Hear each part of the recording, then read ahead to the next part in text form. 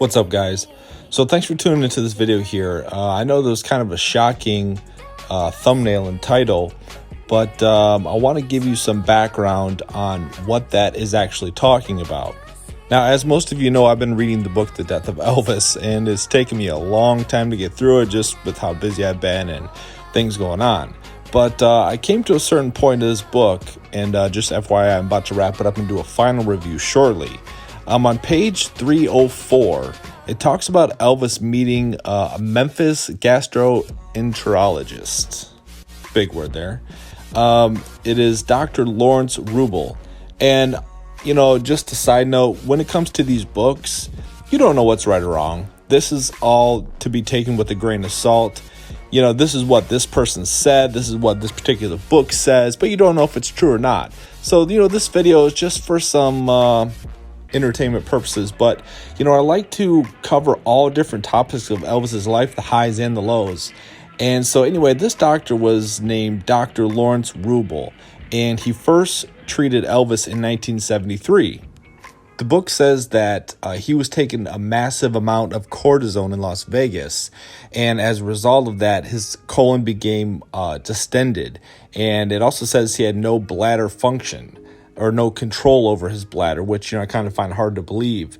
But I do remember reading in this book and also from other sources that they found in the Elvis autopsy that his colon was full of like chalk matter, which was obviously, you know, his bowels not being able to pass, because I heard that a side effect of overuse of medications, we'll call them for this video, can cause gastrointestinal problems, which Elvis had.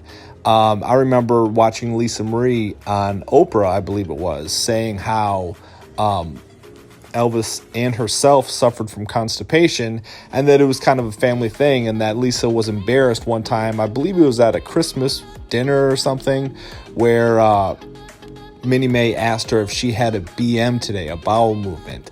And, you know, hey, let me just, you know, give you all a caution. You know, this video is not for everybody, okay? Some people are like, no, you can't, you shouldn't be talking about this, da-da-da-da. But like I said, this video is for, you know, every type of audience. So anyway, getting back to that, the doctor says that Elvis overcame those physical problems with therapy in 1973. He added that these drugs caused ailments to his digestive system. Now, this is the part that I found very interesting and the part that I wanted the Elvis fans to know, and it was actually very troubling to find out. Rubel recalls a counseling session when Elvis said he needed drugs to become excited for a Las Vegas show, and then medication, we'll call it, to relax afterward, because he was performing twice a night.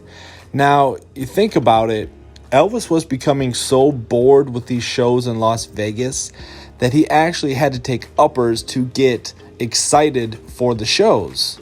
I mean, Elvis, we know, was tired of playing to the same Vegas crowd. And I remember his Memphis Mafia saying that Elvis became so bored with Vegas, and he was totally done with Vegas. He said he hated Vegas by, I believe, like 73, 74. He couldn't stand it anymore.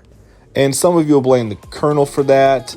You know, I think that Colonel was just trying to get him paid. Like, he was trying to get Elvis money, and it was an easy way to make money. Elvis didn't have to sign the agreement for more Vegas shows, but he ended up signing another one in 1974, I believe, to do another few years. His actual last Vegas performance was in December 1976, and I believe at that time he was actually out of the contracts and didn't have to do it again. Some might think that that's why he had such a great late December tour just before 1977, because for one, he was dating Ginger Alden, and he was really excited about that. And, you know, if you notice about Elvis and his performing, he performs the best when he was happiest in life. And, you know, that makes sense. He's most inspired, feeling good. He, you know, his weight trimmed down. And also, it was probably because he was out of those Vegas engagements, and there was no contracts in the near future with that. So Elvis finally got rid of it by 76, but in 73 he tells Dr. Rubel allegedly that he needed uppers to get himself going and to get excited and feel good for, those Vegas shows. And I remember in 1971, a lot of you will probably remember this footage, or not the footage, the audio of it. Elvis says, people ask me, what are you on? And Elvis says, nothing, I just enjoy it. But obviously it gets to the point where it's like, I've been there, done that. I'm singing pretty much the same songs. Yeah, he adds some new ones and takes some old ones out, but it's like the same Vegas crowd. And yeah, they wanted to see Elvis, but it wasn't the type of crowd that was on the road. I mean, you see how Elvis performs, and that's the way it is. And the crowd is like, sort of lethargic. But then you see Elvis on tour, and the crowd is going crazy. So Elvis probably was there for the easy money. It was an easy gig, but then again, not physically in the sense, because he had to do 2 shows a night. So he tells the doctor that he actually needed the drugs to actually relax afterward. And the doctor told him, I told him that if he had to do that to perform, then either he didn't have to perform in Vegas or we would be taking care of him any longer. And the doctor says that he agreed to cut it down to 1 show a night. So I found this very interesting. So if I think it's interesting, I think a lot of Elvis fans will think this is also interesting that Elvis actually admitted that. And Elvis was a man, of great pride, and he didn't want to admit he had a problem with anything. But I find it kind of funny that he admitted, hey, I need this to, get excited for these shows. And then I get so amped up, and the show is only an hour long, that, I have to come down some way. And then you could see how that's a vicious cycle to where you build up a tolerance to it, and you need more to get up and then more to come down. And then that messes with his digestion. And but anyway, I'm just wrapping up this book, and it's really a great book, very interesting. I really recommend Elvis fans to get it. And like I said, with these books, they're interesting. I don't know if it's all true or not. I would imagine, it's really up to you whether you take it. But I read these books for entertainment purposes, and I want to share them with you as well. So I just thought you guys would find that kind of interesting. Comment down below. Tell me what you think about this. Tell me whether you agree that, maybe this doctor is telling the truth or not.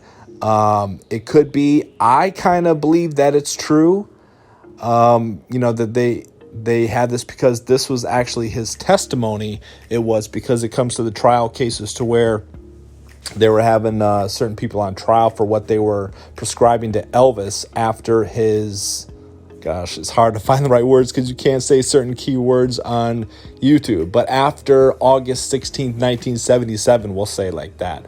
So anyway, today is January 9th. Yesterday was Elvis's birthday. I hope you all celebrated it right.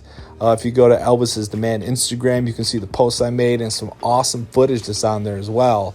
I hope you've enjoyed this little video here. It's for entertainment purposes. I hope you all hit the like button if you've enjoyed it. If you didn't, comment down below. Tell me what you think about this stuff. Tell me what your opinions are. I've told you some of mine. We'll talk to you next time. Hit the subscribe button if you haven't subbed already, and check the links in the description of this video for more info about me and the channels I run. We'll talk to you later.